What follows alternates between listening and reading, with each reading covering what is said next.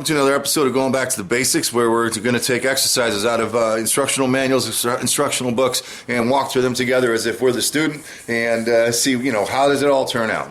Does it work? Does it not work? Of course, they're supposed to work. So, did we work or did we not work? I guess is the answer. Hope you enjoy it. We're going to try to do a lot of things, and I hope it's just about as fun to watch as it is for me to do, because it's fun to go back it's fun to go back to the basics. Enjoy.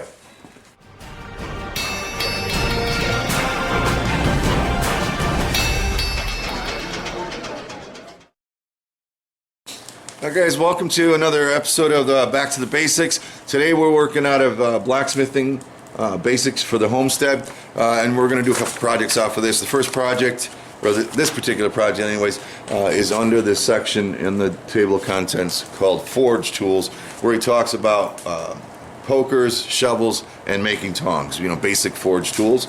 And we're going to do that. I think we're just going to do a simple hook poker today. All right, it's a great way to start, and it's a simple little project. All right, this is in Chapter 6, Forge Tools. First thing that, what's his name? Joe. Joe talks about are handles, different styles of handles, and again, you can use your imagination. These are some basic styles, a twist, this is actually a basket twist, an eye or teardrop shape. You can put, go crazy, put a ram's head on the end of it if you want to. He talks about that a little bit, and then he goes into the basic pokers that are here. Hook pokers. Start with some 3/8 stock, 30 inches square, or round, or whatever it is that you want. But it's nice, he's actually giving you on almost all of his projects what that starting material is. Actually, on all of these projects in the book. So you want 3/8 round, 3/8 square, 30 inches long to make this hook poker. So that's what we're going to do today. Let me go ahead and find some 3/8 by 30 inch. We got a simple project here, and again, it's a tool you need. You need it to keep your forge going, that's for sure. He says, use a piece of 3/8 stock, make the desired end. So whichever end, we're just going to do, let's just do our eye so we can practice that. We've done that in other exercises, so it's good to practice again. Draw out the other end to a short point, and make a 90-degree bend, about 2 or 3 inches back from the end of the thing, and that's it. You're done. Showing figures over here on the top. I can't see what you can see, so let's fix that. So taper out the end, bend the thing 90 degrees. Simple. Let's do it. Start off with our eye. Let's see if we remember how to do that. All right, now we can just go ahead and guess and by golly and put an eye on the end of this thing, but since we have already learned about calculating stock for bending, let's try to figure this one out and see how well we do. So we're looking for, let's say, what is that? Let's say 1.5 inch center hole. Now we don't need more than that. We need 1 inch. All right, let's do 1 inch. Math will be easy. We need 1 inch inside diameter. We have a 3/8 inch stock, right, that we're trying to use for the eye. Center line of that would be 1 inch and let's see, 1 inch and 3/8. So 1 inch and 3/8 times pi is what we're after.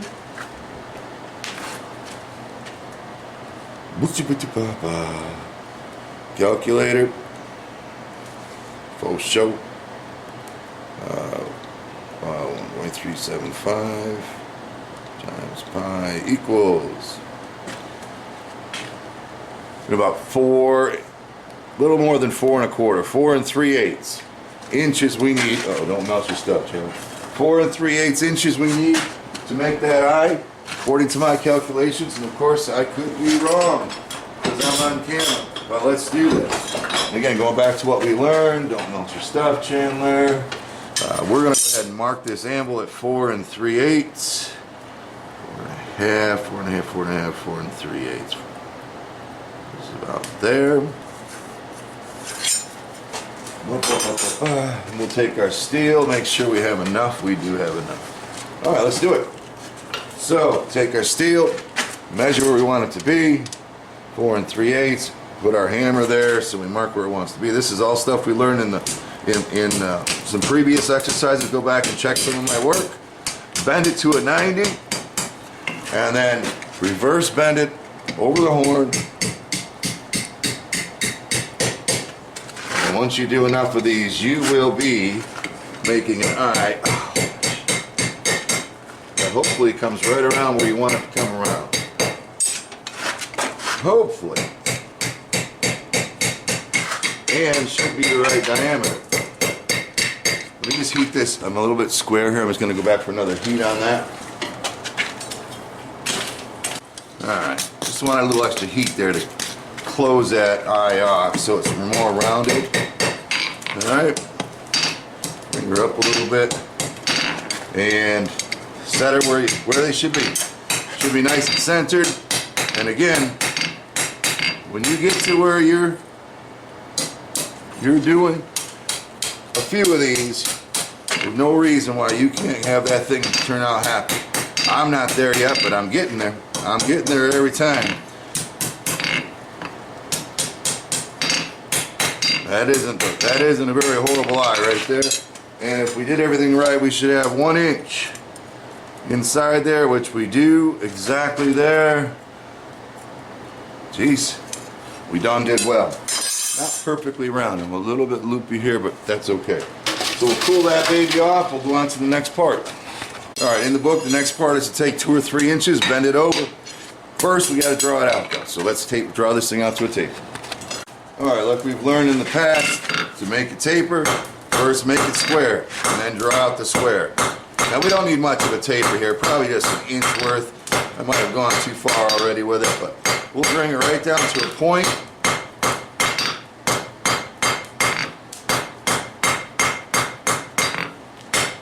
Again, if you had more steel to work with, we could do this over the horn, make it quicker. These are all things that we've learned in some of the previous episodes of Back to the Basics with me. He covers drawing and tapering a little bit in the book, not nearly as well as John Lord Bacon does. Alright, so again, we're square, we draw it out to whatever point we want. That's good right there. Back into the heat. Once it's square and where we want it, then we'll round her up. Come back here now and just make our taper. Hexagon at first. And then we can go ahead and clean that up, turn it into a round.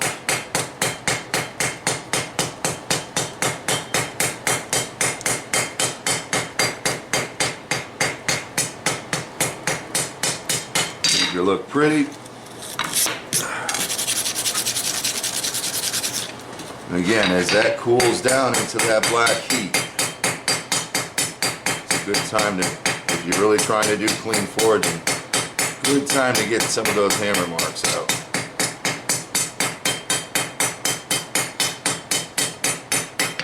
Alright, so there we go. Now, in the book, he mentions 3 tools. I think he's called it, one's a shovel, a straight poker, that's done, we're done, straight poker's done. Or a bent nose poker, we're going to go ahead and bend that nose now. This project will be ready to rock and roll. They don't have to be long projects. I mean we already did what? We already did measuring of steel, bending, making the eye, tapering, all right? A lot of things are being covered here in just one simple project. Now let's say you're going to hang this poker on the wall. Now these are all the things that you start adding into it. Alright? So if I'm going to hang this poker with it bent, if I keep the eye like this, the bend is either going to be out into you or into the wall if you're hanging it off the wall. So let's go ahead and put the bend 90 degrees to that. He said 2 or 3 inches, whatever you think you want for your little poker part. And we'll just try to get a nice clean 90 degree there. Alright, without ruining our stock too much. We're not going for a square 90, just a simple bend, but there you have it. Look it all over, make sure that everything's straight and you're happy. Give it a quench, assuming that it's mild. It's going to be hot anyway. And there you have it. Alright? If I can get back far enough for you, there you go. Alright? There's a 90 degree poker. Let's see how she works in the fire. So that's good for getting your coals where you need them to be, open up a hole if you need to kind of be reworking your fire a little bit. Now you got it. There's your tool. All right, there's a needed tool, make a tool from my world anyway. Now, if you take a look at this one, I think I did a video on this a long time ago. This is the poker that I use, same stock, 3/8. When I made the bend though, before I made the bend, I flattened that out into a pan. So it's actually the shovel, or actually a poker with a pan on the end. It hooks more coal, that's for sure. On the other end is where I just widen that out into a pan. So I can show you that actually. You want to do that? Let's modify his poker design to put a little bit more of a pan on the end. And again, in my opinion, there's nothing wrong with doing that. Oh yeah, I like that design, but it would work better this way. Always trying to improve. Now again, since we upset this, or not upset it, since we tapered that end, drew that end out, I'm just gonna nip that off. I could straighten it out, but I need more steel there. So we're just modifying this tool right now. And it's good practice, right? We'll cover the tool I'm using now, this hot cut Hardy. We'll make one, I'm sure, somewhere along the way in our journey. All right, but now we got basically our 3/8 inch. Now, I want a little bit of a pan on there like this one, right? So the first thing I wish I had is more steel down here. And we haven't covered this yet in an exact exercise, but we'll go ahead and do it with this one. So we're gonna go ahead and make this piece fatter down there. It's called upsetting. We haven't covered it in detail. He does talk about it in the book, so you can see it there. Upsetting is simply moving the steel back into itself, producing a thicker a piece of steel, basically. More mass at that point. And we'll cover this in much more detail, but just for today, a simple upset. We're just going to heat the end up, and then I'll show you how I do it simply. But there is a lot more to upsetting. There's some science behind it, and we'll cover it in John's book. All right, a few ways that you can upset a piece. You can hammer on it. All right, I can go just like this and upset it. If it's a longer piece like this, you can just drop it out. Oh, my shoulder's broke on that. I hurt my shoulder, sorry. But these are left-handed. Drop it on the anvil, and as you see it, that piece is getting. Use this arm. Hurt my shoulder.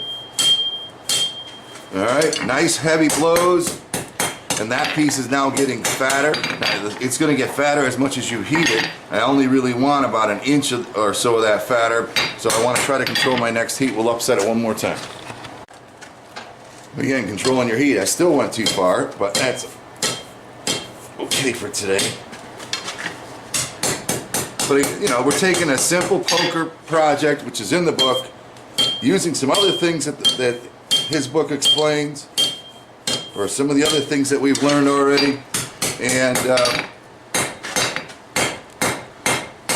just taking it to the next level. And that's exactly what you have to do. Keep taking it to the next level. Don't forget the things that you learned. So I'm just narrowing down back here. I don't need all of this stuff upset, so I'm getting that back to a 3/8. What we'll do now is I'll just flatten this a little. That's where we want our pan to be. We're going to go ahead and, what you talked about, draw it out. In this case, we're not drawing out in length, which we've done over the horn or over the edge of the anvil or with the cross peen. We're actually drawing in width, so we will definitely come back here with the cross peen running parallel to the piece, putting those serrations in so that it'll stretch that piece out. I'll take a decent heat here because we got some steel to move. A lot of different ways to make this happen. I'm going to use the cross peen and just start stretching out only in width. That's all we're after, is the width. Do one side, I'll flip it over, I'll put some fullers in the other side, and then we'll flatten those out. Alright, you can see what we got going on here already. And again, we haven't grown very much in length on this little paddle that I have on the end. If I had used a rounder hammer, right, like this, a rounding hammer, that would stretch in all directions, and we would have gotten a lot more growth in length. But by using the cross peen, you can control that direction. All right, it's going to stretch this way. You hammer this way, it's going to stretch this way. Stuff we've learned already, and we just keep using it. Keep using it on all the projects that we do. So I'm just going to heat this up one more time. Try to get a little more width out of it. Clean it up a little bit. I'm trying to draw this side a little more than the other one. because it was not symmetrical on both sides. We can kind of come back and bring these edges in a little until we get to the point where we're just worried about being too thick, or too thin rather. So here I am on my black heat, and I'm trying to get some of those hammer marks out.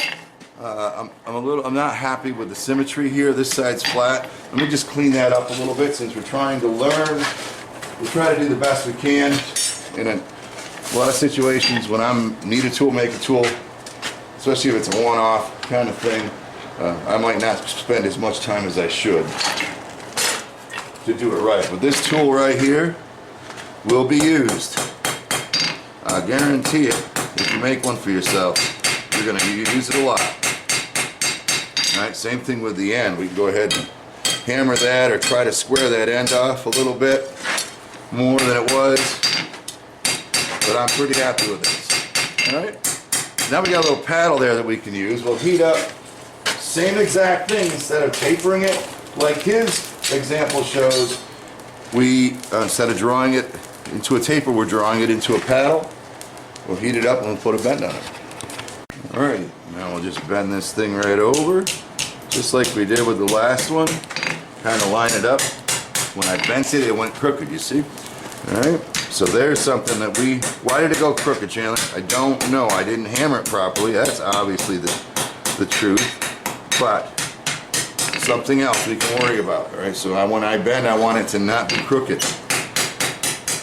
Something we have to learn about more. Read something. Practice. Practice makes perfect. Alright? Little things like that, you start expecting more and more out of yourself. And we're going to go back to 90 here, though. There we go. A little bit more than 90 isn't too bad either.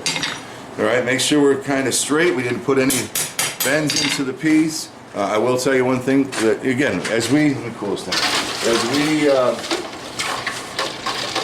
do more and more projects, a lot of this basic technique, hammering, hammer control, and thinking ahead is going to happen. But if you take a look, if I can show you a good picture or not, so there's the hammer, or the paddle, but it's not in line with the eye, alright? If I hold the paddle straight up, that eye is a little crooked, alright? So it wasn't 90 degrees. It'll work fine. Let's check it out. Alright, now with the paddle on the end, now you can hook a little bit more of the coal. You can dig, shovel a little bit more. So for a coal forge, I think I do use a straight poker. I have that to dig down in and try to break some clinkers out of the way. And I have my little paddle poker that I created. But that's it. Very, very cool. Simple project and a tool you definitely need. Alright, back to the basics. Using Blacksmithing Basics for the Homestead by Joe Delaronde. And one of the projects in there, everything that we did, bending, upsetting, doesn't really get into calculations, I don't think, of stock that much. Nowhere as near as much as the other book, but got us to this particular project. Catch you on the next one. Back to the basics.